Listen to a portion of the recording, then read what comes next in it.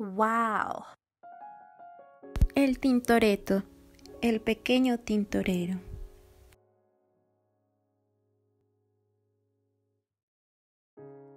Jacopo Comín, mejor conocido como Tintoretto, fue uno de los grandes pintores de la escuela veneciana y probablemente el último gran pintor del Renacimiento italiano. Nació el 29 de septiembre de 1518. El nombre de Tintoretto se debe a que su padre tenía una tintorería llamada El Pequeño Tintorero.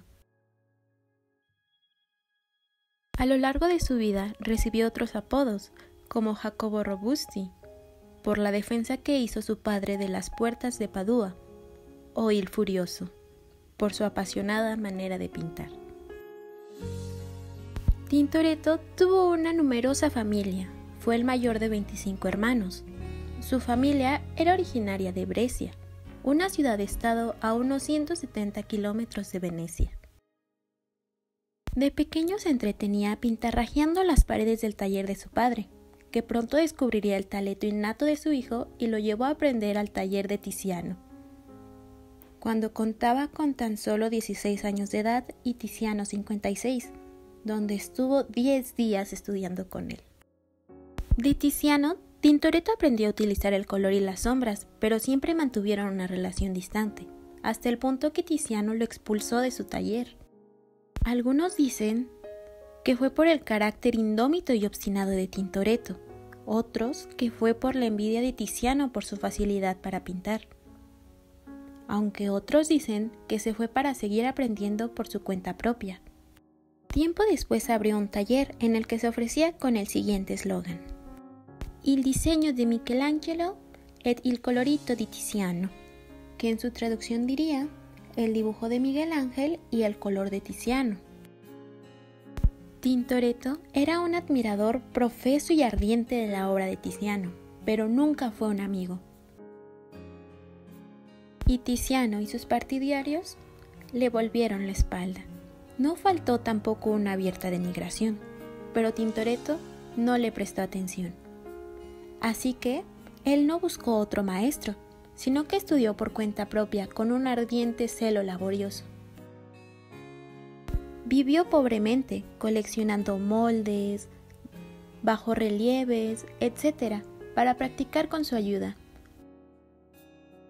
Observando un cuadro del Tintoretto, se puede ver que, en comparación con obras de Tiziano, su objetivo era transmitir emociones más que adaptarse a los cánones de belleza de la época. Tiempo después, Tintoretto pintaba casi gratuitamente, cobrando solo el material, lo cual provocó hacerse sumamente famoso llevándose una importante clientela. Su éxito terminó levantando más recelos por parte de Tiziano, aunque al principio fue duro, debido a que no obtuvo muchas ganancias y tuvo que ser ayudado económicamente por su padre. Pero con el tiempo conformó un grupo importante de clientes, los cuales le empezaron a dar nombre. En 1550, Jacopo se casó con la hija de un noble veneciano, Faustina de Vescovi, que probablemente le dio 2 hijos varones y 4 mujeres. Faustina aprendió a llevar el rudo carácter de su marido. Antes de su matrimonio, Tintoretto había tenido una hija llamada Marietta, que era una increíble retratista. Se dice que a los 15 años acompañaba a su padre al taller vestida con ropas de hombre. Desafortunadamente, falleció con tan solo 30 años de edad. La vida de Tintoretto se desarrolló entre su casa y su estudio, ambos en el mismo edificio, la Fondamenta dei Mori. Fue solicitado como maestro en muchas ocasiones. Esto quiere decir que durante su larga vida tuvo muchos aprendices, de los cuales destacaban sus hijos, Marietta y Domenico, cuyas aportaciones son a menudo muy difíciles de distinguir de sus propias obras. En ocasiones parecía que Jacopo estaba perdidamente enamorado de su querida Venecia, una ciudad ubicada en el noreste de Italia, ya que como fieles amantes nunca se pudo separar de ella, siempre trabajó y vivió en esta hermosa ciudad. Le encantaban todas las artes locales, interpretar instrumentos como el laúd, algunos de ellos de su propia invención, y llegó a diseñar vestuario teatral y propiedades junto con su esposa Faustina de Vescovi. Le dedicó algunas de sus obras a las iglesias, hermandades y gobernantes de Venecia.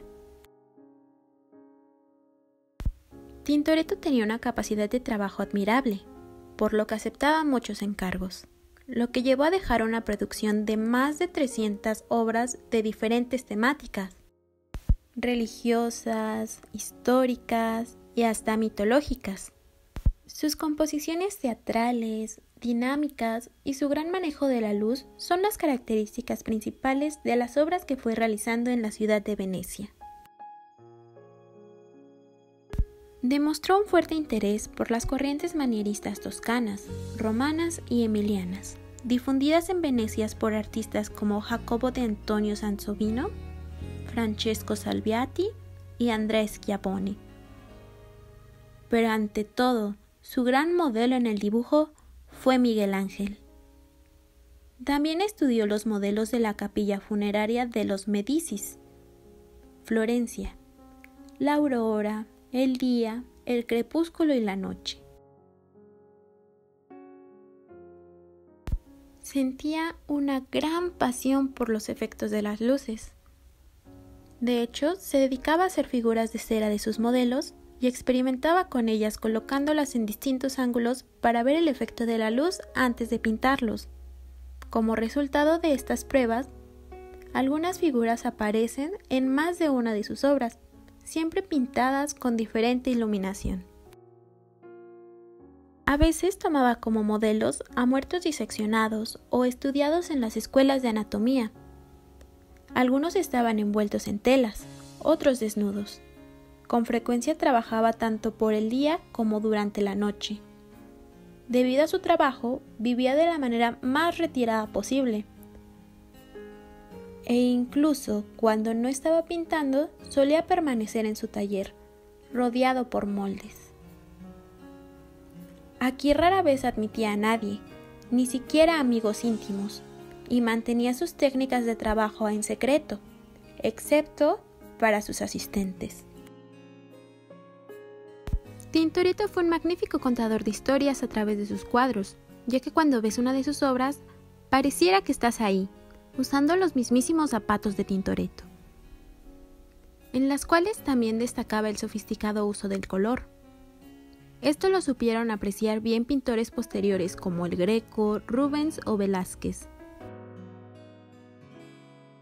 En ocasiones a Tintoretto se le ha comparado con Shakespeare, debido a la amplitud de sus personajes y la capacidad que tenía para explicar los dramas y emociones que estos vivían, sin olvidarnos del atrevimiento. La pinceleada, el color y el escorzo de Tintoretto recuerdan a la osadía en el empleo de la palabra por el escritor inglés.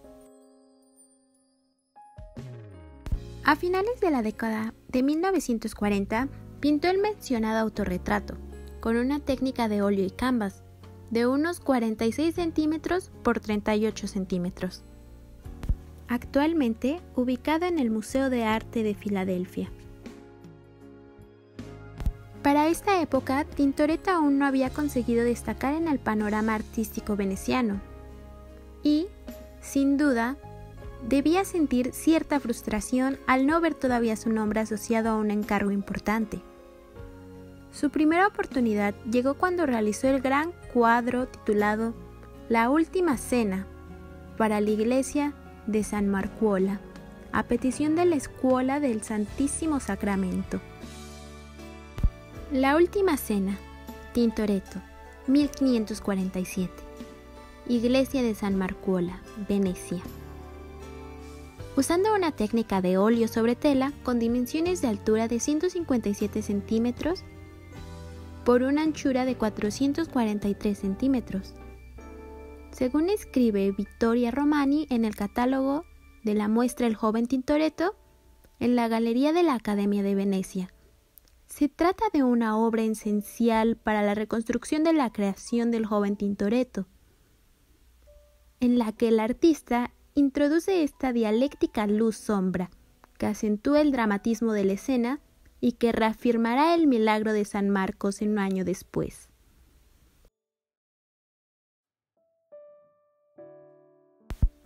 Esta última obra, encargada por la Escuela Grande di San Marco, una de las cofradías más poderosas de la Serenísima, marca un antes y un después en la carrera de Tintoretto, porque se posiciona en ruptura con la pintura veneciana de su época para imponer su propio código iconográfico.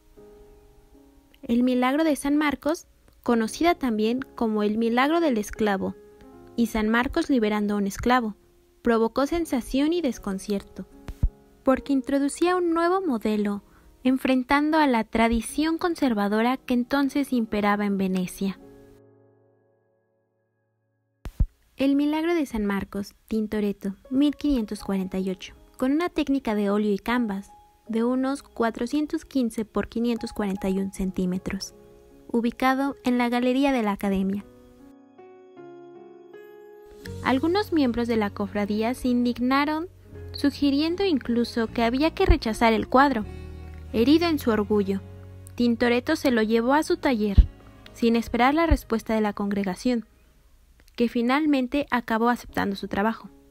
A partir de entonces, se sintió con fuerzas para afrontar más riesgos y alcanzar todas sus metas, consiguiendo grandes encargos de la Iglesia y de las poderosas entidades religiosas y civiles. Su forma de ser siempre fue fuerte, su carácter era intempestivo, pero particularmente, al final de su vida, se convirtió en un hombre sombrío y piadoso. En ese momento era miembro de la Scuola dei Mercanti.